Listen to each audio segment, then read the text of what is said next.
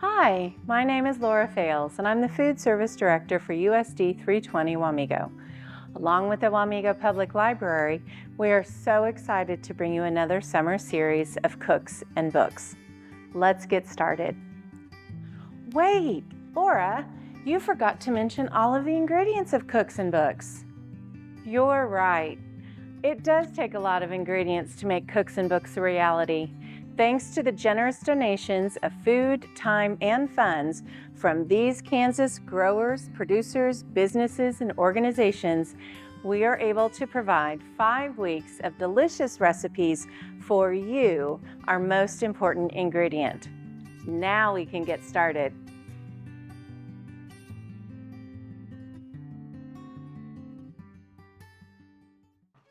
So today we're going to be making homemade chips and homemade salsa. Just a few simple ingredients, and again, our salsa recipe is one that can be customized for your personal tastes. We're going to follow the recipe today, but feel free when you're making it on your own to add things that you like or delete things that maybe you don't like. So let's get started by making our tortilla chips first. We're going to take 2 tortillas, and these are just regular tortilla chips, but they make all kinds of flavored tortilla chips. Flavored tortillas, so you might try different varieties to spice it up, change it up a little bit. First thing we're gonna do is cut them in half. Then we're gonna cut them in quarters. And then we're gonna cut them in eighths. Now I'm stacking them all the way up, but you may wanna do these 1 by 1 or maybe 2 by 2 at home, or maybe you're adventurous and try to do them all at once. But now we have 16 tortilla chips. We're gonna put these into a mixing bowl, kind of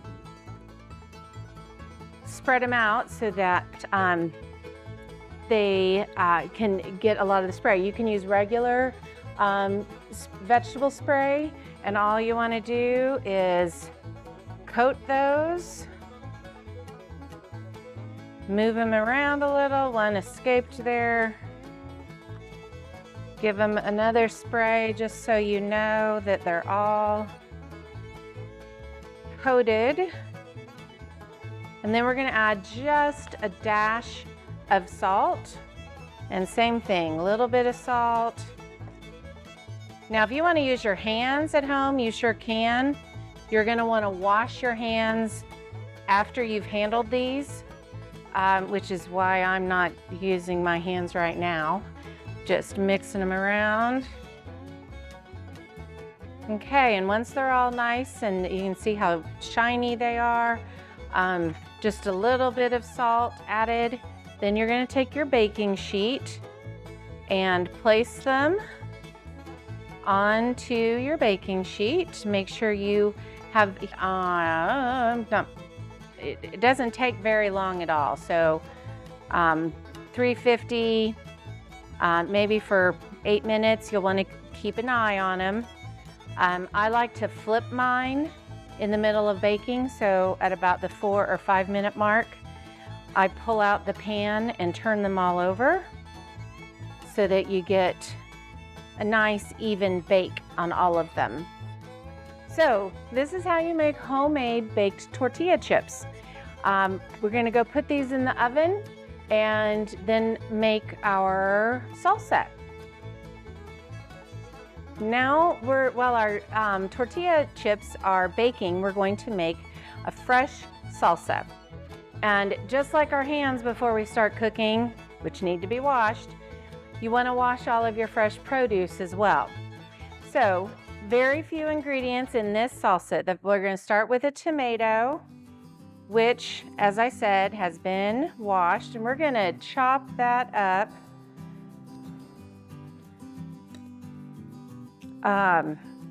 into small bites. You can make it as chunky or as finely diced as you like it. There are a million ways to cut tomatoes. This is how I'm choosing it today.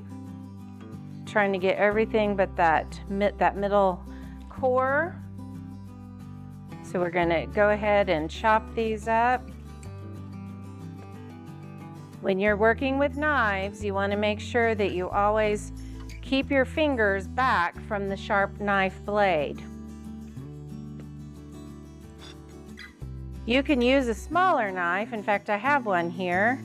I'm just more comfortable with the bigger knife, so that's what I'm using.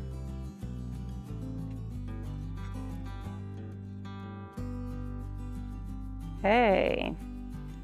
Tomatoes start coming on a little later in the summer. It has to be pretty hot for tomato plants to start to flower and bloom. So you can always check at farmers markets or local growers to get in-season tomatoes when you want to make salsa. They're just so tasty. Nothing like a homegrown tomato. Okay, we're going to put all the tomatoes into a small mixing bowl here. Since it doesn't have very many ingredients, I picked kind of a smaller bowl. Now then, we're going to add our garlic, and it calls for half a clove of garlic. Garlics come in big knots like this with lots of cloves on the inside. You have to peel it back quite a bit to get down to the actual cloves, and then they break out like this. And there are a couple of ways, well, there's many ways that you can chop and prepare garlic for your recipes. One is to have a garlic press, and you can put that piece of this clove of garlic into your garlic press with the skin on and everything, and it comes out already minced. Or a little trick is to, if you're going to be chopping it all up, is to take the flat blade, hit it just a little bit. That loosens up the skin, and you can start to peel the skin off. So that's just a couple of ways. Now our recipe calls for a half of a clove. I've trimmed off the little stem end, and I'm going to cut it in half. And then I'm going to just mince it up pretty small. Again, practice good knife skills. Keep your fingers away from the sharp blade and use a size appropriate knife. Okay, so here's our, oh man, that smells good. I hope that your garlic is smelling this good at your house. Going to add our garlic. Kind of mix that together, tomatoes and garlic.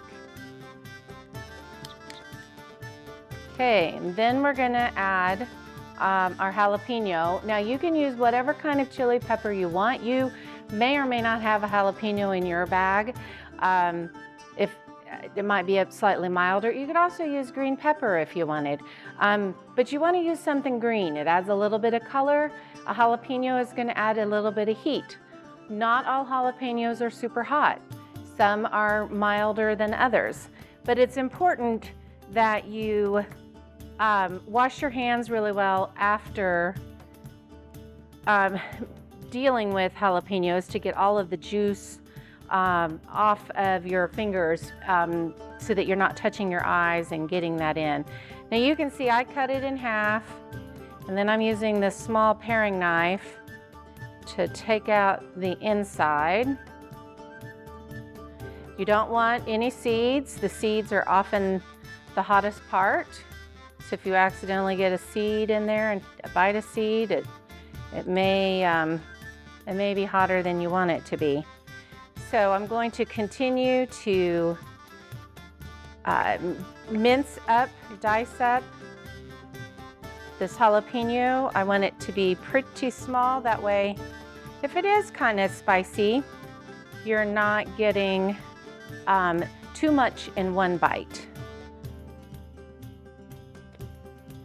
I used to, when I was young, kind of be afraid of jalapenos because I was afraid they would all be so spicy. But as I grew up and started cooking more, I realized that's not always the case. So you should always give it a try. All right, and our recipe calls for 1 tablespoon of the pepper. So I'm gonna measure out, now if you really like jalapeno, you can put it all in there. You can see I only cut up 1/2 of the jalapeno.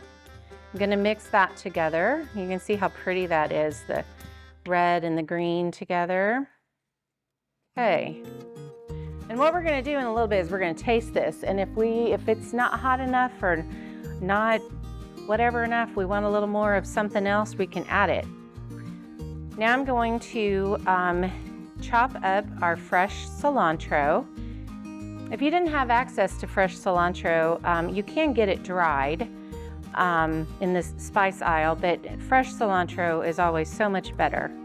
And it's okay if you get a few stems in there.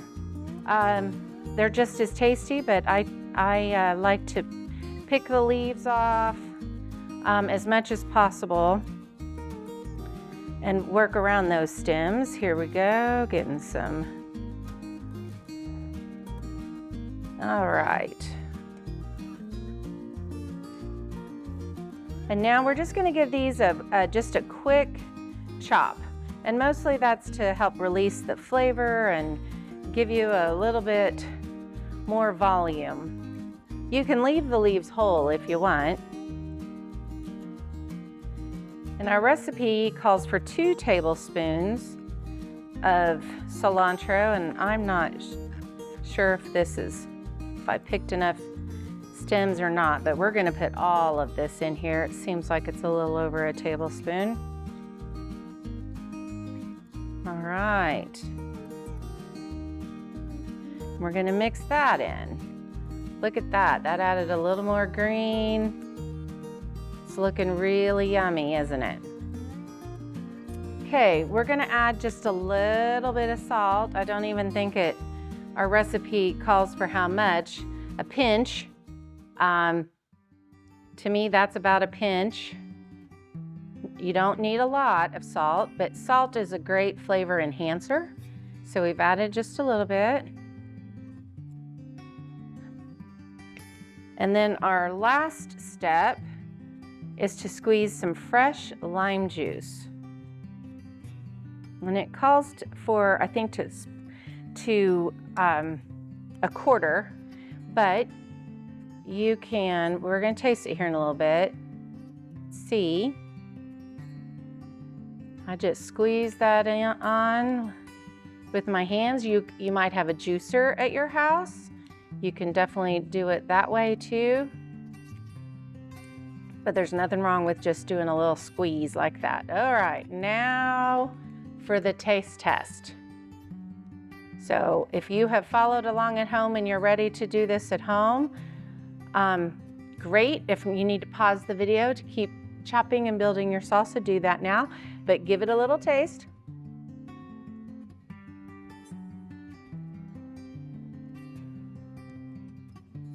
Wow. Delicious. This jalapeno is not too hot. It's just right. And I have just enough lime juice. It's just perfect, and it's going to be ready for us to set up with our homemade tortilla chips when they're out of the oven. So let's go check on our tortilla chips. So our tortilla chips came out of the oven looking absolutely perfect. You can see that when I turned them over midway through so that they could get evenly browned on both sides. And now we're ready to put together our chips and salsa for snacking. So I've got a fun little platter here. If you were wanting to make this, or maybe you're having some friends over or a party, you can put them out on a nice little serving tray with a bowl with your homemade chips, and salsa. And again, this was super easy. This could be an after-school snack, a snack for the weekend, all around really great recipe, easy to do. I hope you enjoy, and we'll see you in the lunchtime.